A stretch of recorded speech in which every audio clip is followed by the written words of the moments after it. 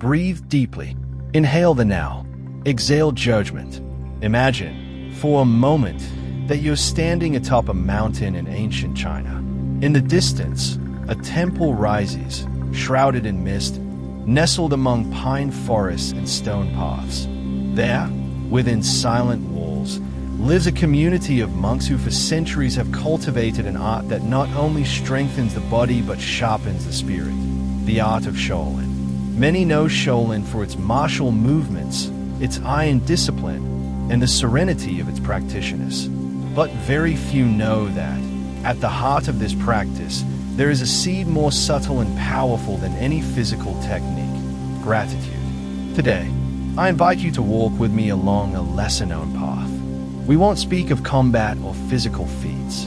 We'll speak of the invisible, of how Shaolin monks cultivate gratitude not as an occasional emotion, but as a daily attitude, as a way of being in the world. This is not a journey of religion, but of awareness. And perhaps, by the end of these minutes, you won't find a dramatic revelation, but you may discover a door, a very quiet one that has always been open. Let's begin.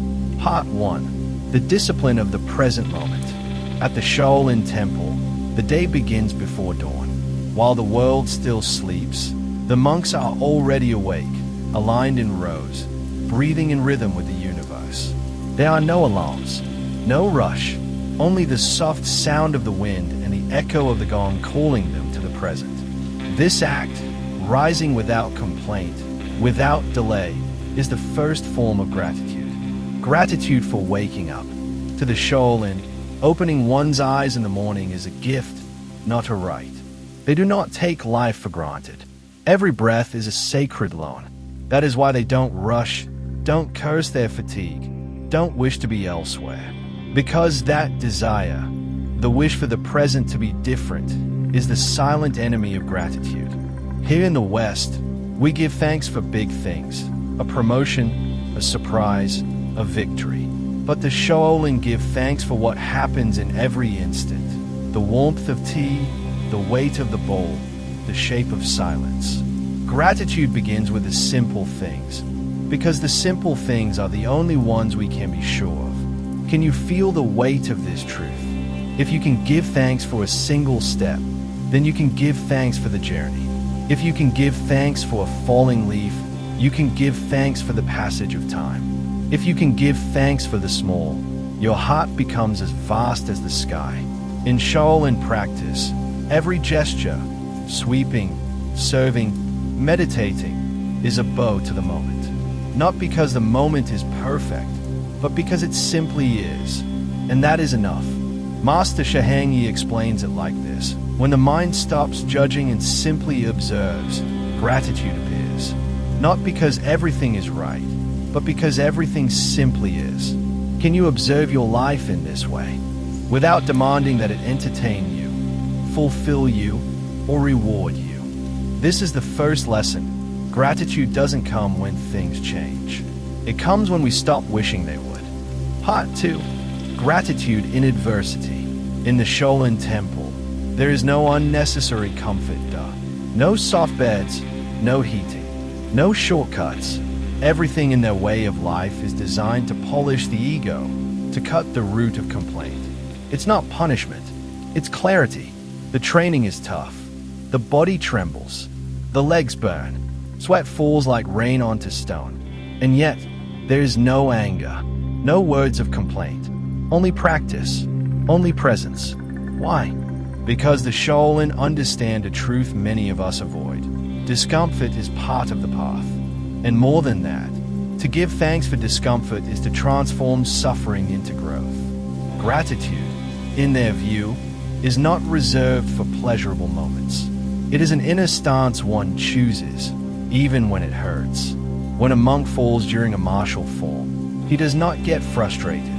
He bows, he rises, he gives thanks for the fall, because without it, there is no learning. In Shaolin Zen practice, there is a term, Wu Wei, non-doing, non-forcing. This doesn't mean inaction, but acting from a place of acceptance. It means moving with the river, not against it. Thus, when the body is exhausted, Gratitude becomes a hidden source of energy, not as naive optimism, but as a deep understanding. Thanks to this pain, I am discovering my limits. And through those limits, I can transcend them. Think of your life. How many times has adversity offered you a chance to wake up, but you rejected it because the wrapping was uncomfortable? How many times has your soul whispered, "This is growth," but your mind answered, "This is unfair"? The Shaolin monk does not seek to escape pain. He walks through it, and he gives thanks for it, because he knows that without the night, the sunrise cannot be cherished. Gratitude, in its deepest form, is a bow to the mystery of life, even when we don't understand its logic. And there, at the heart of pain, something begins to dissolve, the self that demands, the self that compares, the self that always wants more. What remains is only the now, and in that now, the soul smiles. Part 3. Gratitude toward others. In the life of a Shaolin monk, there is no I without we. The temple is a living community.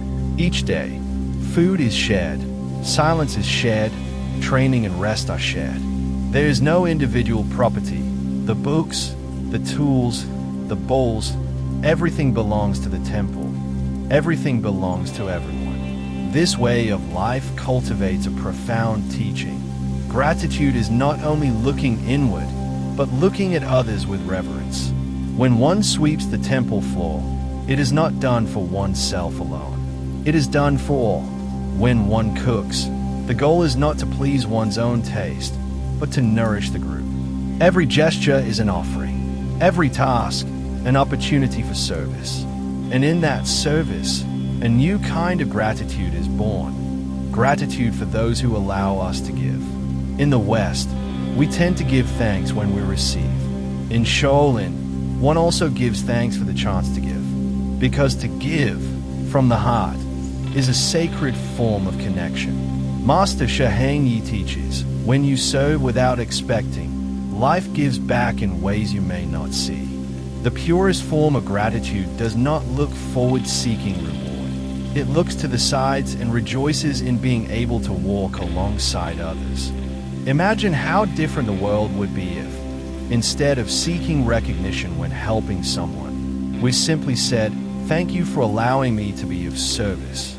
In Shaolin, even corrections among monks are made with respect. If a disciple makes a mistake in form or becomes distracted in meditation, the master does not shout. He simply points out the error with calm firmness, and the disciple does not feel humiliated. He bows. He gives thanks. He learns. Criticism, in this environment, is not an attack. It is a gift, a mirror that helps one see more clearly. And that too is worthy of gratitude. This attitude forms deep bonds. The Shaolin monks, though they may seem reserved, cultivate an unbreakable brotherhood because they train not only to endure pain, but to live in harmony. And that harmony is only possible when one understands that every person who crosses our path, friend, teacher, or adversary, brings a lesson worthy of honor. Even the enemy can be a teacher because in their opposition, they awaken strengths we didn't know we had. Can you see that in your life? Can you look back and give thanks not only to those who loved you, but to those who challenged you, to those who disappointed you, and in doing so, revealed your own shadows? When you begin to do this, something shifts. You no longer live from a place of what do you give me, but from what do you teach me? And at that point, gratitude is no longer just an emotion. It becomes a philosophy. Part 4. Silence as a space for gratitude. One of the most surprising aspects of Shaolin life is silence. It is not an empty silence, nor a forced one. It is a fertile silence, rich with meaning, because in silence, a form of gratitude blossoms that needs no words. At many moments throughout the day, the monks do not speak. They walk together in silence. They eat in silence. They meditate in silence. And above all, they give thanks in silence. Have you ever stopped to consider how much noise we attach to gratitude? We say thank you out of habit, out of politeness, sometimes even out of obligation. But how often do we say it from a truly deep place? And often, what is most powerful is never said at all. A Shaolin monk does not need to applaud the sunrise to know it is sacred. He simply watches it. He does not need to say thank you to the tree for its shade. He simply sits beneath it and breathes.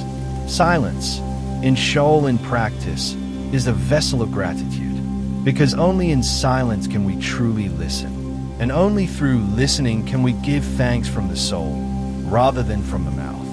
When the body stops moving and the mind becomes still, something appears that words cannot contain, a connection to everything, an understanding without analysis, a peace that comes not from solving anything, but from no longer needing to search.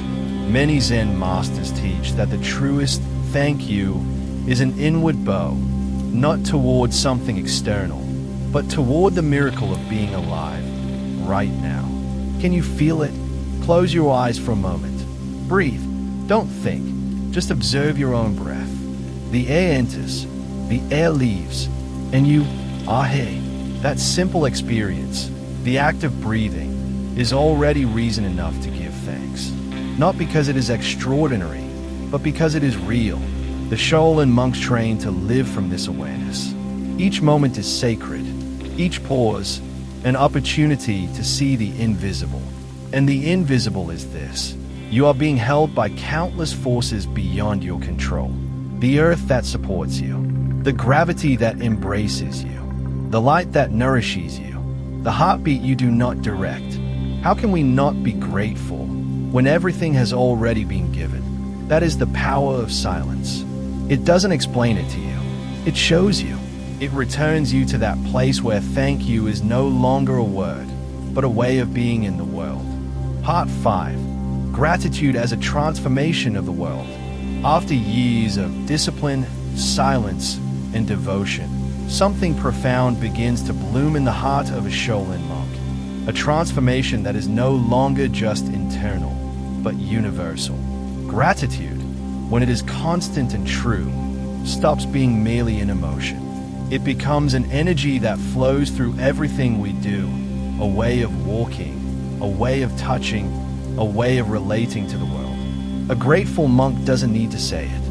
You can see it in his gaze, in his posture, in the way he breathes without anxiety. The world, through him, becomes softer, more present, more peaceful. And then we come to understand something essential. Gratitude does not only change the one who feels it, it changes everyone around them. In a fast-paced world, where more is demanded than appreciated, where people shout more than they listen, a grateful heart is a revolutionary act. It is a lit lamp. It is a seed planted in fertile ground. The Shaolin monks do not go out to preach. They do not impose their wisdom. They do not seek to convince. They simply live in coherence. And that coherence has a magnetic power, because someone who lives from gratitude radiates a peace the world is starving for.